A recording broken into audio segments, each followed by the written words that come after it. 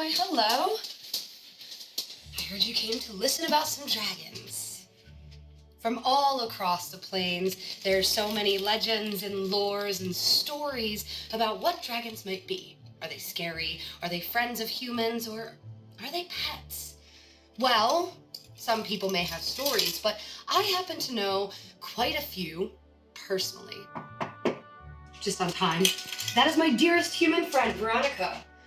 She knows a dragon or two. Hey! Hey, it's so good to see you. So good to see you too. I was just telling our friend here that you were just on time to talk about dragons today. Oh, I didn't see you there. Yeah, what would you like to know about dragons? Well, I don't know. I'm thinking we tell them everything. Well, first, I got you this. Oh my goodness. Let me take a look at that. Well, I just saw it and immediately thought of you. Well, it looks like it needs a little bit of tinkering, but you know I love my antiques. But today's not about me or my antiques. Today is about teaching people about dragons. All right, where do we start? What about breath weapons? Did you know that if a dragon uses its breath weapon on food, it tastes better?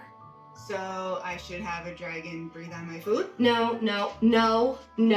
It's only for the dragon itself. So, per se, if a bronze dragon breathed lightning breath on their food, it would taste better for them. I'm getting overwhelmed already.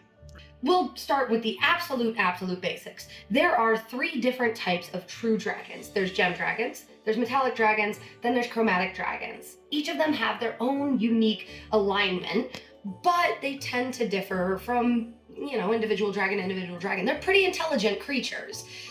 But for today, we're going to talk strictly about the nature of dragons, starting with the chromatics. Those are the evil ones, right? Some people would say they're evil, but as somebody who has met a couple of them, it's more of just a reckless abandonment. They do what they want, which can be a little disastrous if you're not careful. Right. Well, then I should definitely keep an eye out for them. What should I be looking for to make sure I don't cross paths with one? Well, for the black dragon, it might be easier if I just show you. Oh, you have a living painting? Well, of course I do. Oh, now I'm excited. What are we going to see? Well, what makes a house a home? 4 dragons, of course.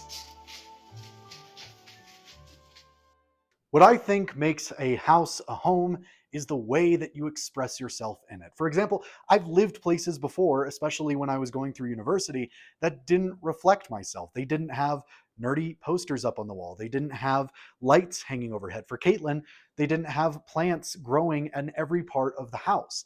That didn't make a home to me. What it really was a place where I can express myself and feel comfortable and show off who I was just to myself, for myself.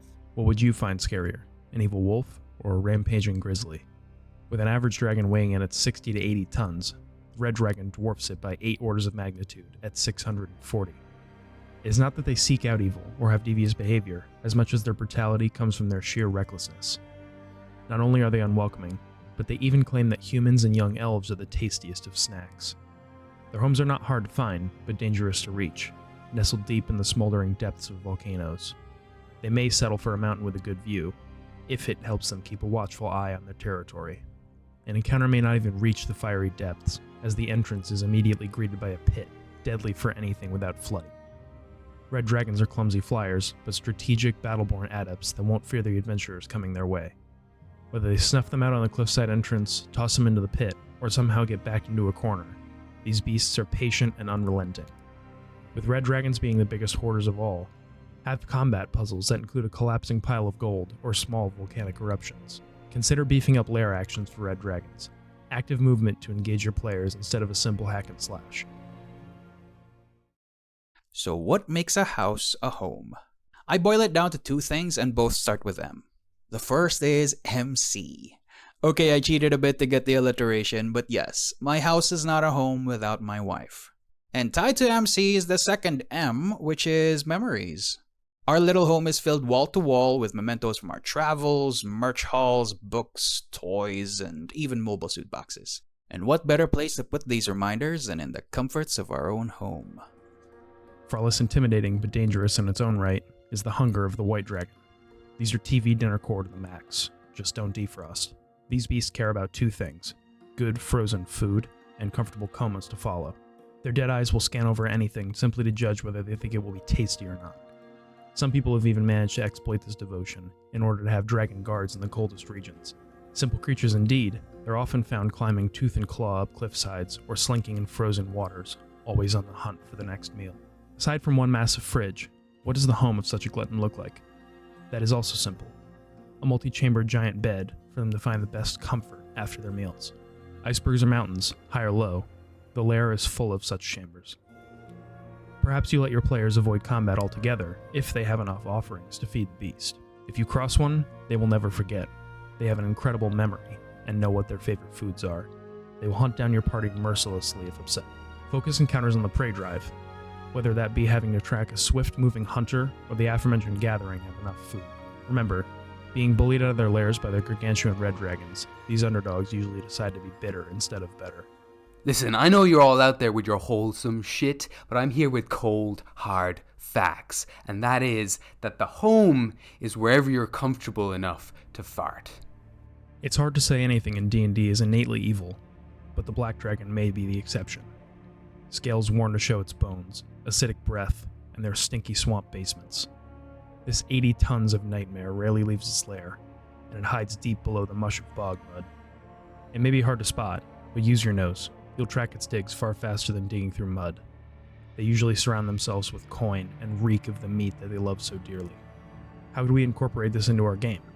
Well, black dragons being cunning and stealthy, coming across one may not be by accident. The party may find a quest board posting, or a missing flyer. With the ruthlessness and remote nature of these hidden dragons, one must be going with intent. A typical lair has a hard-to-spot water entrance and an even harder to find land exit. However, once inside, they're very straightforward. Entrance, lair, exit. Encounters should focus on this nightmarish beast, simple and straightforward. Be sure to beef them up with extra health. If it's a female, consider adding the hazard of dangerous acid pools, as their eggs must be fully submerged to incubate into healthy ankle biters. A house is a building. A home is a place you've imprinted your personality on. It tells you, this is what you like, and this is what makes you happy when no one else is looking.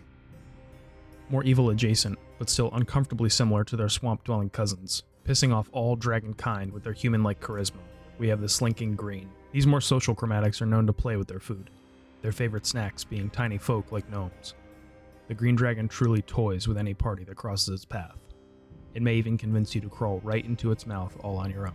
As far as their homes go, they have an affinity for water. Hidden behind waterfalls and under lakes, you might find a deep tunnel to a private wading pool. Green dragons are very territorial, so a party may struggle to even get up close to find the den. Encounters should focus on the horror of being hunted by an apex predator, whether it be 10 steps ahead quietly blending in with the foliage, or befriending the party with the intent of consuming them later. Hints of the sneaky beast could be the party seeing its crest flip in the water, thinking it's but a fish, or perhaps a tree moves to find a worn olive scale. But there could be no dragon that quiet, right? Remember, they are temperamental creatures. At best, poster children for psychological warfare. At worst, a quick death with no sign of engagement. With how sneaky they can be, these are a truly great way to surprise your adventurers. Home is where family is. The last of the chromatics, the blue. Not only are these desert creatures ambush predators, hiding amongst the dunes, they have the ability to cause hallucinations and will cackle proudly at your party's confusion before swallowing them whole. Having proper draconic society, blue dragons often live in groupings unlike most. These sand demons don't just crave but demand order, and it would be beyond rare to talk your way out of a blue dragon's wrath.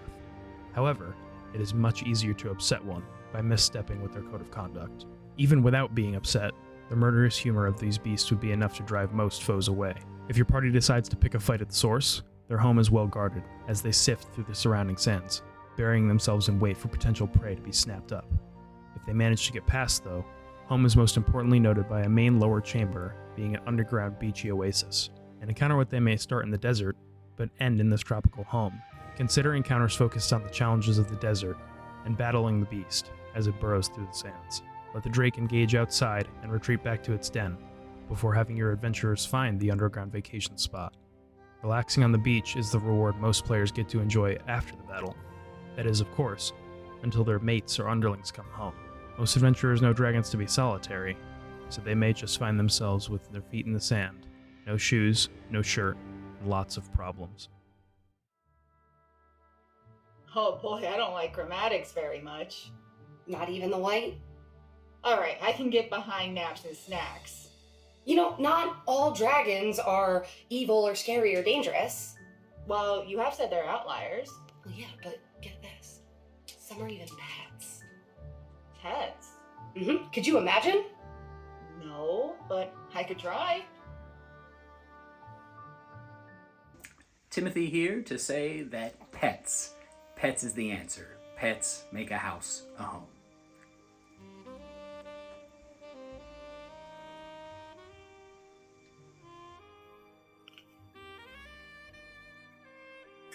Let's talk about Draconians. They have a spirit dragon. It only attaches itself to them if they have a really close bond, though. They stay together, they hunt, battle, and just generally coexist. Next, pseudo-dragons. They're only attracted to those with great magical power. They tend to hang out around sorcerers, but they can be wizards too. Lots of times, they won't even know they're there. They tend to hide and be in the shadows, maybe even invisible. The party, stumbling upon one of these great magic users, might not even know until they're pricked and put to sleep by their little poison tails. Last, but certainly not least, fairy dragons. Innately magical creatures of the Fae that tend to use their powers for harmless pranks rather than harmful. They come out of the egg, pure red, and work their way through the colors of the rainbow throughout their life. You may stumble across an aged purple fairy dragon asking you to help fulfill its final wishes. You know, I don't think I mind fairy dragons too much. Well, if you wouldn't mind fairy dragons, there are actually other dragons that are not only friendly to humans, but just as beautiful as fairy dragons, just big. Really? Mm-hmm. What do you think? What if we look at gem dragons next? Are those evil too? I mean, not exactly. They just kind of play by their own rules. Oh, just like me. Just like you. I never feel at home without my nerd stuff, or specifically my books. They're not just my quick reference for when I'm running the game, but they're also just kind of a comfort blanket. And it really doesn't matter how I'm feeling either. Like, if I'm bored, why? There's books to read. And if I'm not sure what to do next in the game, well, there's books to inspire me. And if I am excited and I know what I'm gonna do next, there's books to ignore. I really, really love my books, even if I don't read them enough to justify just how much money I spent on them. The first, largest, and most powerful of the gem dragons, the dazzling amethyst. These wise beasts enjoy collecting stories and helping others learn from them. They exude psychic energy, able to be fully in two places at once, which may be alarming, were they not so regal. Even as far as dragon standards go, these beasts are a sight to behold. Just don't turn down their advice. They definitely know better than you. Their homes are not hard to find. Learn to fish, and you may catch yourself a dragon. Amethyst dragons love to make their homes in caves beneath lakes and deep watery pools, so if you know the local aquatic fauna well, it will be easy to tell when you're close to their lair, as fishing is an absolute dream, and the watery depths hold stunning crystals as a dead giveaway. If you're able to breathe underwater, you may find sleeping chambers, covered in the crystals like the inside of a delicate geode. Encounters with these dragons should focus on talking, trying to gain advice in a worldly manner. Perhaps a lord or king has set adventurers to brave talks with the dragon, or they may be surprised with unsolicited advice when the party stumbles upon a suspiciously good fishing spot. To me, what makes a house a home is whether or not I could put my shinies in it. Can you really call a natural disaster evil? Well, playing by their own rules has earned the topaz quite the reputation as a beast then. Many people will find them naturally negative, but they see themselves as forest fires to make room for new growth. They may be grouches, but are not unfriendly by any means. If you find one of the rare few who can understand these yellow beasts, they are even loyal to a fault. As far as encounters go, if your party is not studious, they may have a tough time finding them at all.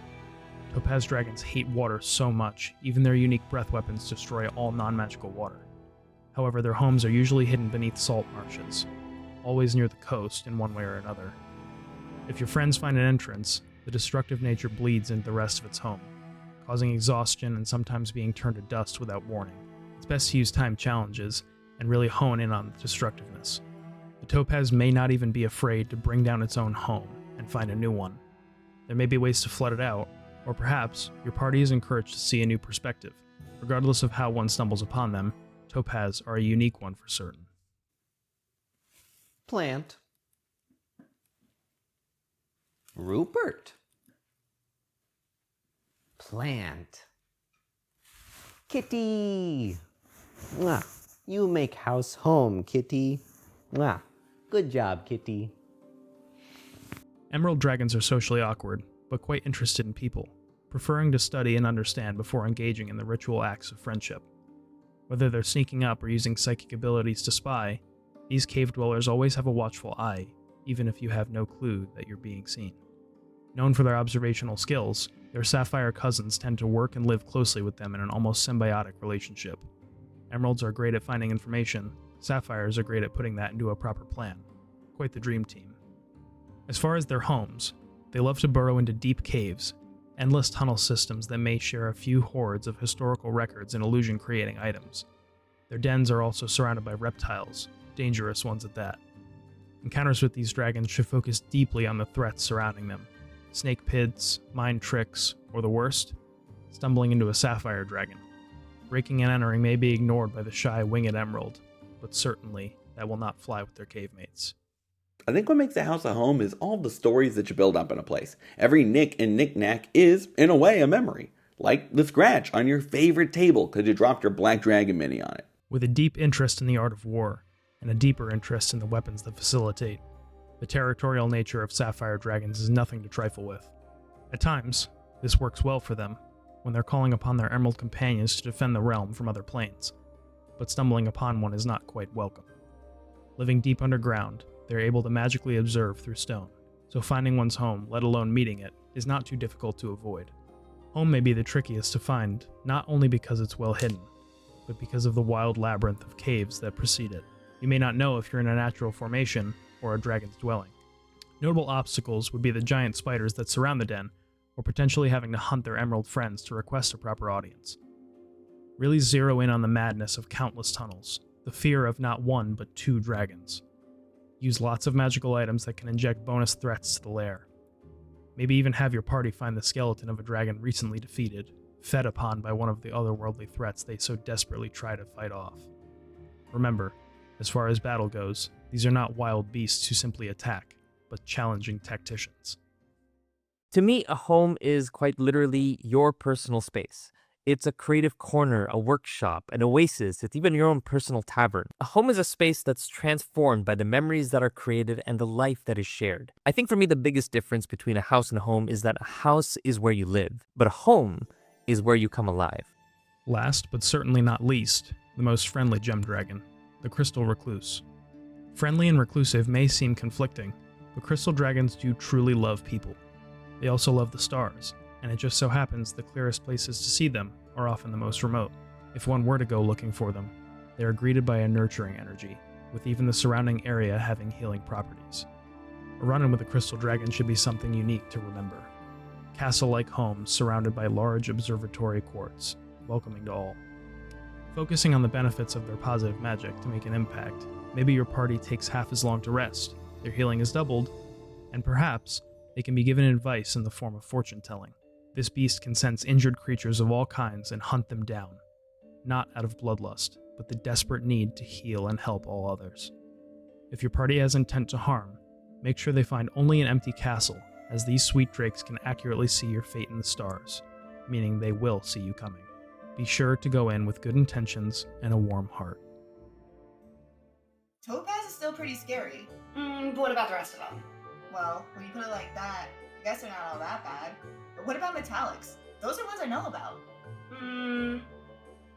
What do you think you know about them? Well, they're all good aligned, and they love humans.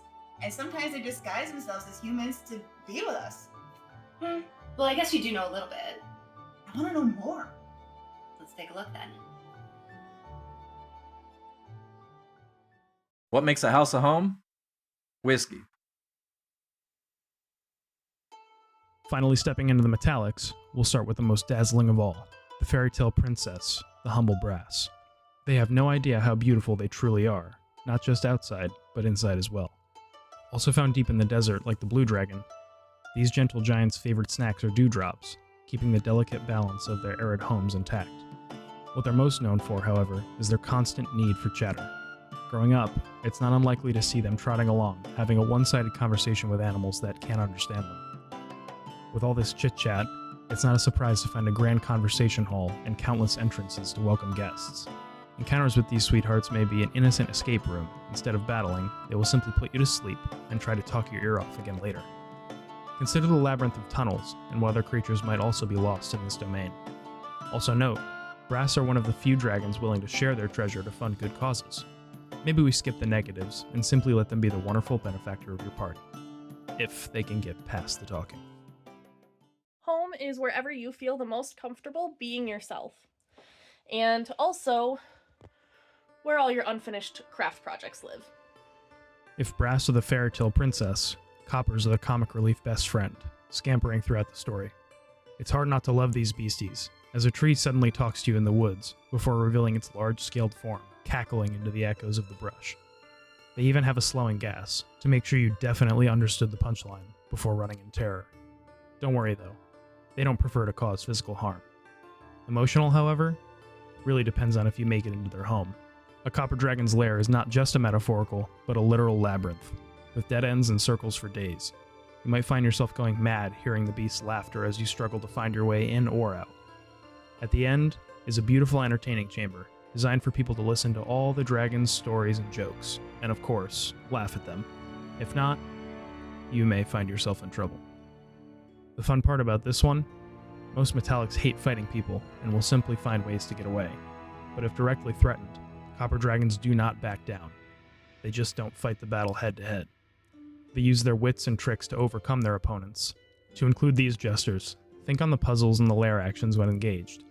Whether that be traps in the labyrinth, a treasure that allows them to project false copies to confuse, or perhaps a sect of clowns who adore their cultivated humor.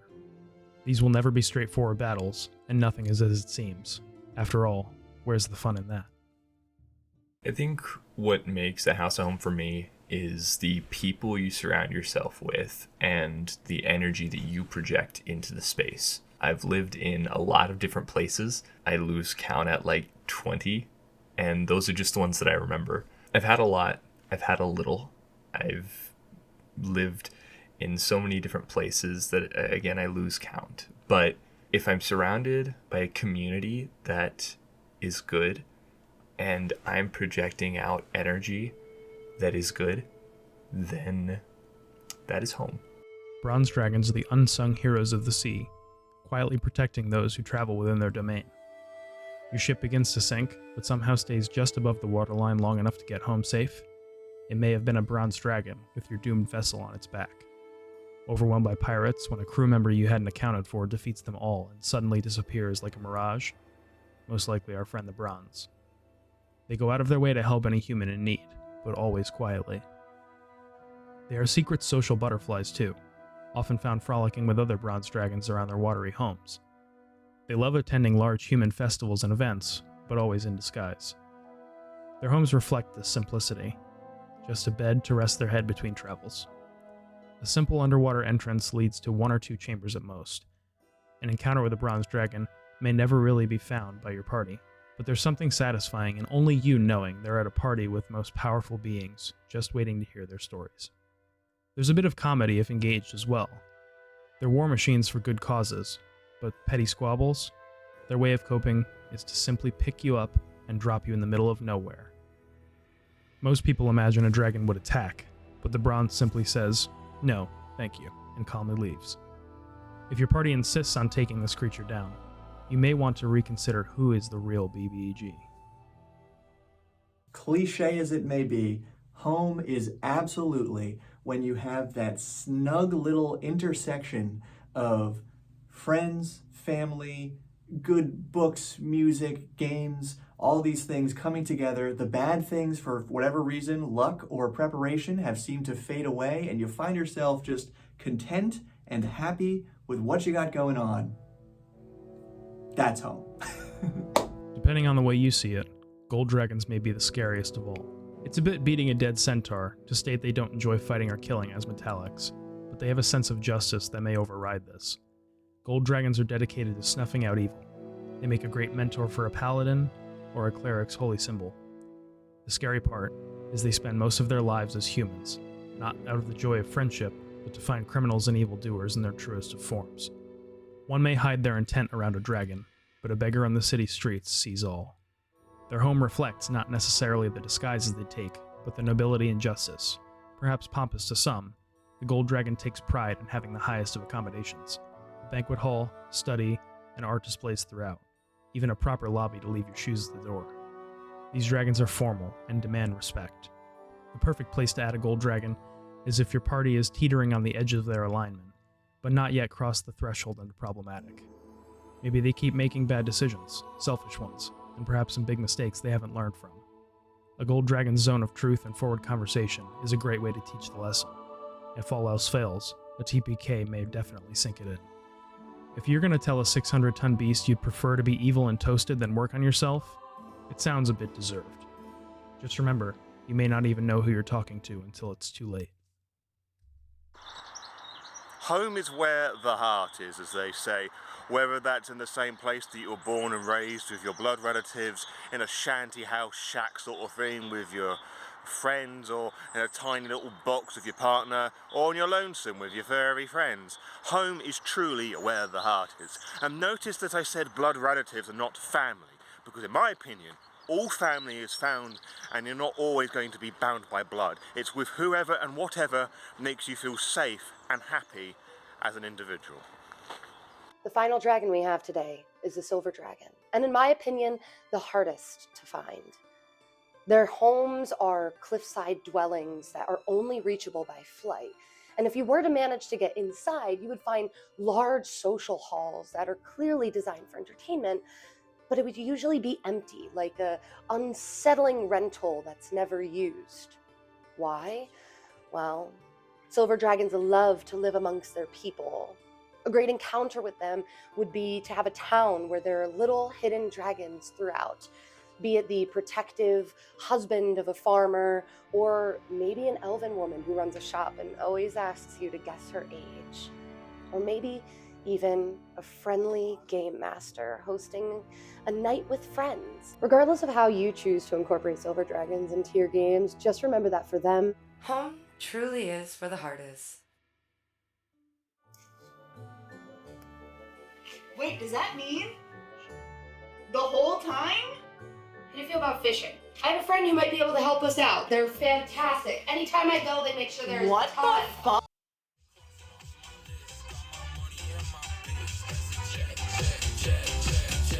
And the radar changed last minute after we walked out here. I feel like a newscaster telling you about the absolute nightmare of a storm that's going to be here any minute now. So you're going to be late too? It could be Dragon Month.